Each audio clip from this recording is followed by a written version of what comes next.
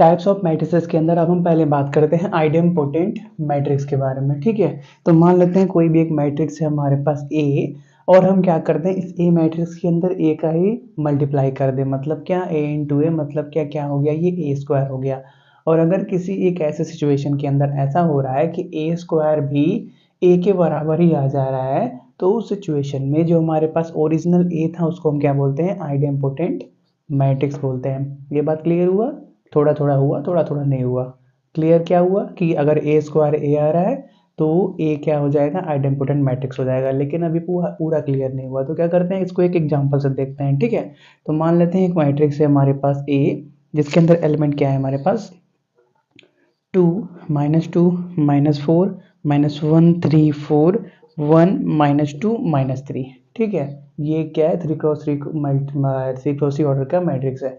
हम करते क्या है, ए के अंदर ए का मल्टीप्लिकेशन करते हैं। ठीक है, तो ए के अंदर ए का ही मल्टीप्लिकेशन करेंगे तो 2 -2 -4 -1 3 4 1 -2 -3। अब पहले क्या करो, इसको सिंप्लीफाई करो। पहले ए मैट्रिक्स था, हमने क्या किया, ए के अंदर ए मल्टीप्लाई कर दिया, तो ए डॉट ए मतलब क्या बन गया, ये ए स्क्वायर बन गया। अब ए स्क्वायर का वैल्यू देखते हैं कितने के बराबर आता है, तो इसको पहले सिंप्लीफाई करो तो देखते हैं क्या आता है। ठीक है, तो हमने पिछली क्लास के अंदर मैट्रिक्स मल्टीप्लिकेशन सीख रखा है, कैसे करते हैं, रो बाई कॉलम करते हैं। पहले रो को उठाएंगे, पहले कॉलम में मल्टीप्लाई करेंगे, फिर पहले रो को दूसरे कॉलम में, फिर पहले रो को तीसरे कॉलम में, ऐसे ही। तो पहले 2 इंटू 2 4 -2 इंटू -1 कितना हो गया हमारे पास, +2 -4 इंटू 1 माइनस का 4 2 इंटू -2 कितना हो गया, माइनस का 4 -2 इंटू 3 माइनस का 6 -4 इंटू -2 प्लस का 8। अब 2 इंटू -4 माइनस का 8 -2 इंटू 4 प्लस का माइनस का 8 यहाँ पे भी होने वाला है। और फिर क्या, 4 इंटू 3 प्लस का 12, दोनों जगह माइनस है ना, माइनस माइनस कट जाएगा। अब -1 इंटू 2 माइनस का 2 3 इंटू माइनस का 3 3 4 into 1 4 -1 into -2 2 3 into 3 9 4 into -2 minus का 8। अब -1 इंटू -4 4 3 इंटू 4 जा 12 4 इंटू 3 जा 12 और 1 इंटू 2 2 -2 इंटू 1 माइनस का माइनस माइनस कैंसिल, प्लस का 2 बचा माइनस का 3 1 इंटू -2 -2 इंटू 3 माइनस का 6 माइनस माइनस कैंसिल 3 2 जा 6 1 इंटू माइनस का 4 4 2 जा 8 3 3 जा 9। अब इसको सिंप्लीफाई करो, देखो पहले बनता क्या है। तो 4 -4 कैंसिल 2 बचा, और यहाँ पे 6 माइनस का 10 प्लस 8, तो यहाँ पे क्या बचा, 2 बचा यहाँ पे भी। और फिर क्या, सही आ रहा है, नहीं सॉरी माइनस का 2 आएगा, माइनस का 10 था ना। और यहाँ पे -16 हो गया तो माइनस का 4 बच गया, और 2 माइनस का 5 माइनस का 1 बचा, 9 to 11 8 गया 3 बचा, और फिर क्या 12 कैंसिल हो गया 4 बच गया यहाँ पे, 2 2 4 3 1 बच गया, 6 2 8 मतलब माइनस का 2 बच गया, और यहाँ पे 12 9 मतलब क्या बच गया, 3 बच गया, कितना, माइनस का 3। अब देखो पहले ये के साथ मैच करो, 2 -2 -4 -1 3 4 1 -2 -3, तो ये क्या दिख रहा है हमको, ए मैट्रिक्स के बराबर ही दिख रहा है। ठीक है, ए मैट्रिक्स लिया था, उसके अंदर उसी को मल्टीप्लाई किया, ए स्क्वायर हुआ, ए स्क्वायर सिंप्लीफाई होकर फिर ए के अंदर कन्वर्ट हो गया, तो ये ओरिजिनल जो ए मैट्रिक्स था, ये क्या कहलाएगा, इन आइडेम्पोटेंट मैट्रिक्स कहलाएगा।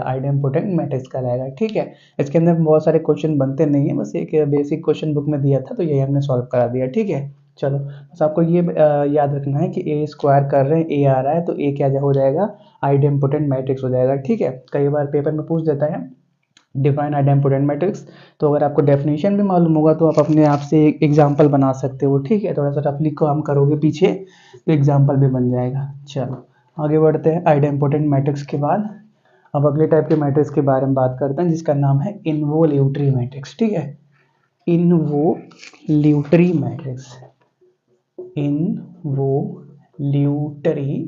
मैट्रिक्स, ठीक है, तो इसके अंदर भी क्या करना पड़ेगा, पहले हमको एक ए मैट्रिक्स लेना पड़ेगा, और फिर क्या, ए के अंदर ए को मल्टीप्लाई करना पड़ेगा, मतलब क्या, ए स्क्वायर हो गया। ए स्क्वायर का वैल्यू अगर आई के बराबर आ जाता है, आई मतलब क्या, यूनिट मैट्रिक्स के बराबर आ जाता है, तो उस सिचुएशन में ये जो ए मैट्रिक्स है इसको क्या बोलते हैं, इनवोल्यूटरी मैट्रिक्स बोलते हैं। ठीक है, अब देखो अगर आप ए क्या करते हो 2x2 ऑर्डर का लेते हो तो जो आपका आइडेंटिटी मैट्रिक्स है वो भी 2x2 का आएगा। ए अगर 1x1 का लेते हो 1x1 का लेते हो तो जो आइडेंटिटी मैट्रिक्स है वो भी 1x1 का आएगा। ए अगर 3x3 का लेते हो तो जो आपका आइडेंटिटी मैट्रिक्स है वो भी 3x3 का आने वाला है, 3x3 का ही आने वाला है। तो ये बात में हमेशा ही कंफ्यूज मत रहना, आइडेंटिटी मैट्रिक्स मतलब जिस ऑर्डर का आप ए ले रहे हो उसी ऑर्डर का आइडेंटिटी मैट्रिक्स भी होगा। ठीक है चलिए इसके ऊपर भी एक क्वेश्चन कर लेते हैं। चलो तो हम क्या करते हैं, एक ए मैट्रिक्स ले लेते हैं जिसके अंदर क्या क्या दिया है, पहले इसको हटा दे। चलो हटा देते हैं इसको, बस ये सिचुएशन आने दो कि ए के अंदर ए को ही मल्टीप्लाई किया मतलब ए स्क्वायर का वैल्यू आई आ रहा है। सिंपल सा ही इसको याद रखो, ए स्क्वायर इक्वल टू आई मतलब ए क्या है, इनवॉल्यूटरी मैट्रिक्स है। ठीक है, एक हमारे पास मैट्रिक्स ए है जिसके अंदर क्या है -5 माइनस का 8 0 3 5 0 1 2 -1, ये ए मैट्रिक्स हो गया। अब क्या करते हैं इसी के अंदर ए को मल्टीप्लाई करते हैं। ठीक है, ए इंटू ए करते हैं तो कितना आता है -5 -8 0 3 5 0 1 2 -1। अब क्या हो गया, ए क्रॉस ए मतलब ए स्क्वायर हो गया। अब इसको क्या करते हैं सिंप्लीफाई करते हैं। ठीक है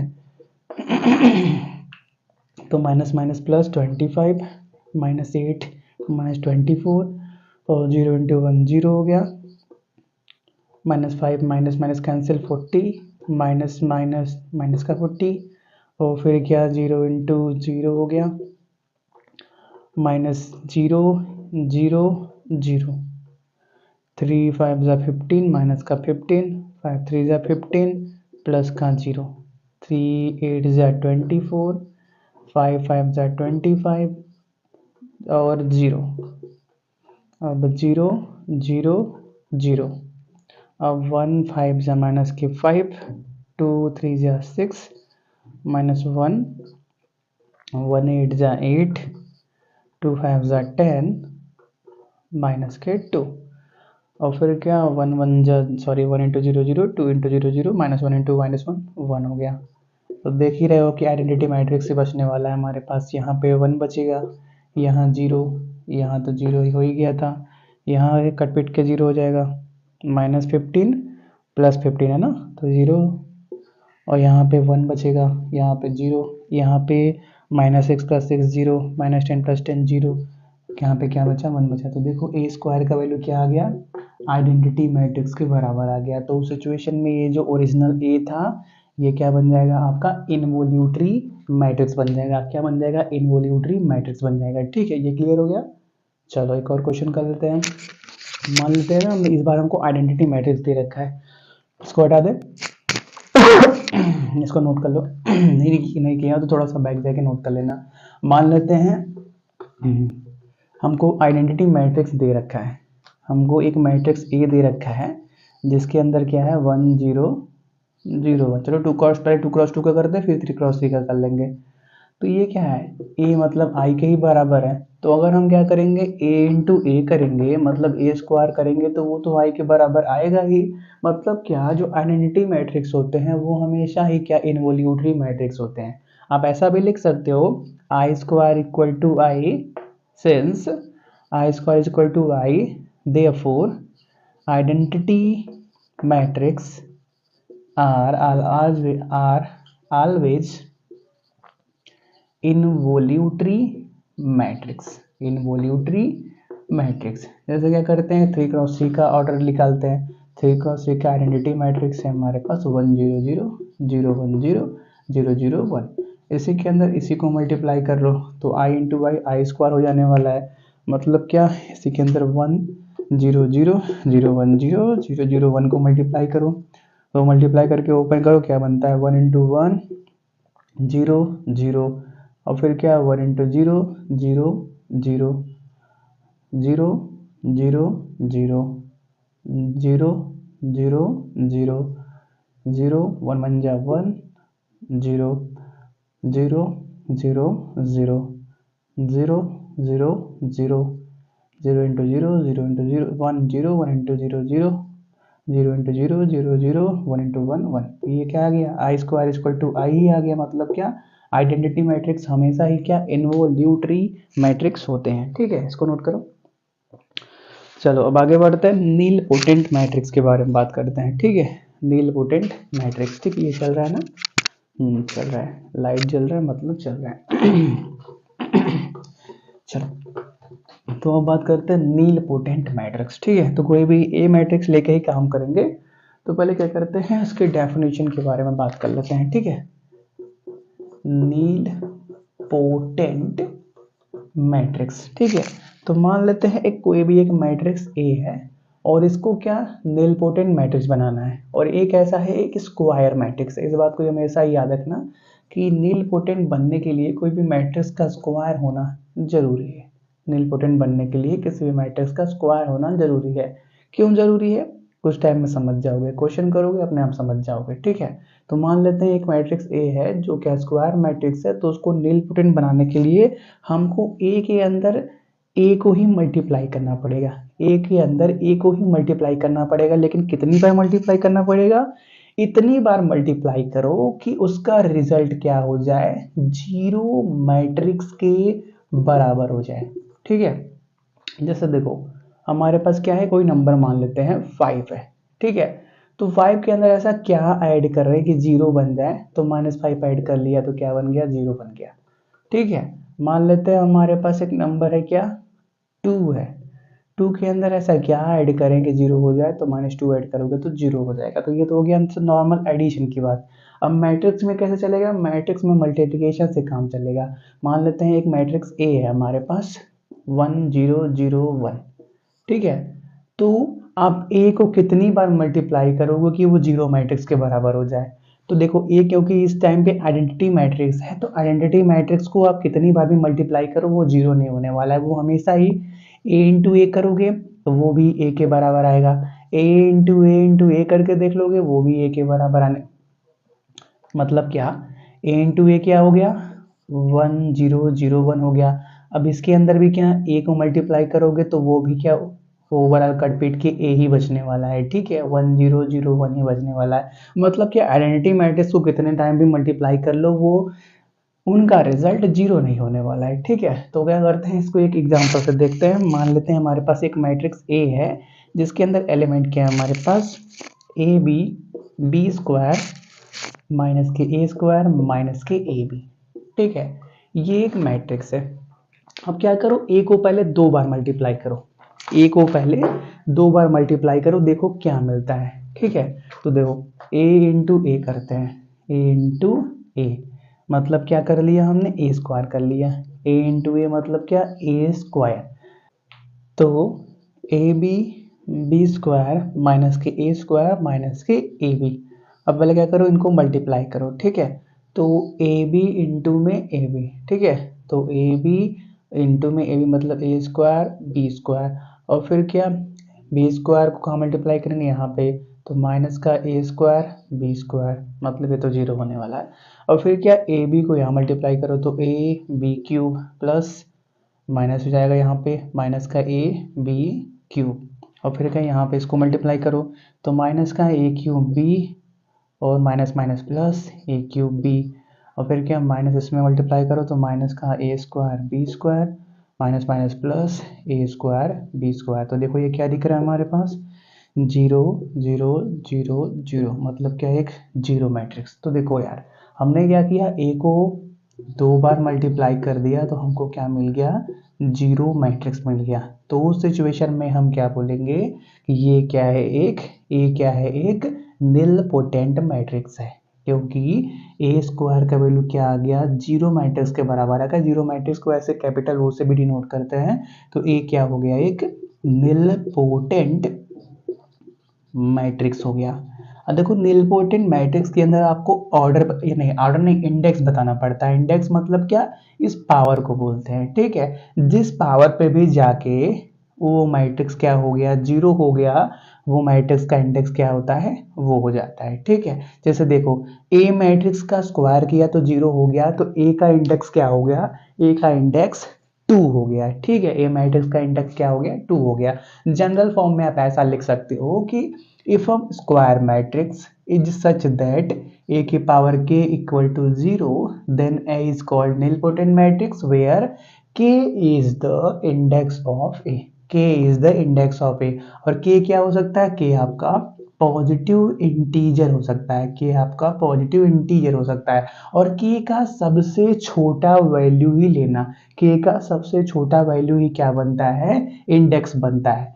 k का सबसे स्मॉलेस्ट वैल्यू ही क्या बनता है? उस ए मैट्रिक्स का इंडेक्स बनता है। क्योंकि देखो, अगर ये ए मैट्रिक्स है, ए स्क्वायर पे 0 हुआ तो ए के पावर 4 पे भी तो 0 होगा, ए के पावर 4 पे भी तो 0 होगा, तो इंडेक्स 2 भी हो सकता है, 4 भी हो सकता है। लेकिन रूल यही बोलता है कि सबसे छोटा वाला पॉजिटिव इंटीजर लेना, तो ए का इंडेक्स क्या होगा? 2 होगा। ए मैट्रिक्स का इंडेक्स क्या होगा? 2 होगा। ये बात क्लियर है? चलो आप क्या करो, इसको नोट करो। चलो तो आगे बढ़ते हैं, अब बात करते हैं पीरियोडिक मैट्रिक्स के बारे में। ठीक है, पीरियोडिक मैट्रिक्स, तो उसमें भी क्या होगा? कोई भी एक मैट्रिक्स लेना पड़ेगा और उस मैट्रिक्स का स्क्वायर होना जरूरी है। स्क्वायर होना क्यों जरूरी है? क्योंकि स्क्वायर मैट्रिक्स के ऊपर ही आपका इससे पहले जो पढ़ा था नीलपोटेंट, और ये जो पढ़ने वाला है पीरियोडिक, दोनों के स्क्वायर मैट्रिक्स के लिए ही डिफाइंड किए गए हैं। बाकी सभी मैट्रिक्स जिनका ऑर्डर स्क्वायर के अलावा होता है, उनके ऊपर ये दोनों डिफाइंड ही नहीं है। ठीक है, तो बस क्लियर सा यही रीजन है कि सिर्फ और सिर्फ स्क्वायर मैट्रिक्स के ऊपर ही ये डिफाइंड है, स्क्वायर मैट्रिक्स के ऊपर ही लागू होंगे। सिंपल सी बात है। ठीक है, कोई भी मैट्रिक्स एक ए है, अगर क्या उसको पीरियोडिक मैट्रिक्स बनना है तो उसको क्या कंडीशन सेटिस्फाई करना पड़ेगा? उसको कंडीशन सेटिस्फाई करना पड़ेगा। कौन सा? कि ए के पावर k प्लस 1 क्या हो जाए? ए के बराबर हो जाए। अगर कोई भी एक मैट्रिक्स ए है और उसके अंदर हम ऐसा सिचुएशन लाते हैं कि ए की पावर k प्लस 1 फिर से ए के बराबर ही बन जाता है, तो उस सिचुएशन में इस ए मैट्रिक्स को क्या बोलते हैं? हम पीरियोडिक मैट्रिक्स बोलते हैं। पीरियोडिक मैट्रिक्स बोलते हैं, जहाँ पे k क्या होता है? k को कहा जाता है period of A matrix, period of A matrix. और k क्या हो सकता है? k हमेशा ही पॉजिटिव इंटीजर हो सकता है, पॉजिटिव इंटीजर हो सकता है। और क्या करना? k का सबसे छोटा, पॉजिटिव मतलब कि सबसे छोटे से छोटा वैल्यू ही लेना। जैसे अभी हमने आपको बताया था पिछले वाले एग्जांपल में ही, k का स्क्वायर भी 0 हुआ था, a के पावर 4 भी 0 हुआ था, तो 4 2 में से 2 को लेना, वैसे यहाँ पे भी है, सबसे छोटा पॉजिटिव इंटीजर लेना। ठीक है, जैसे एग्जाम्पल देते हैं, मान लेते हैं एक मैट्रिक्स ए है हमारे पास, जिसके अंदर एलिमेंट क्या है? 2 -2 -k 4 -1 3 4 1 -2 -k 3। कुछ याद आ रहा है? हमने ये एग्जाम्पल किया है, कहाँ पे किया है? पहला ही आइडेम्पोटेंट के अंदर किया था, और इसके अंदर हमने क्या देखा था कि जब हमने ए स्क्वायर किया था तो वो क्या हो गया था? ए के बराबर आ गया था। ये बात क्लियर है? हाँ क्लियर है, क्योंकि अभी हमने सॉल्व किया था क्लास के पहले पहले क्या बोलते हैं, एग्जाम्पल के अंदर। तो यहाँ पर देखो, अगर k का वैल्यू क्या रख लिया जाए? 1 रख लिया जाए, तो क्या बनेगा? a के पावर 1 प्लस 1 मतलब क्या? a का square is equal to a हो जाएगा।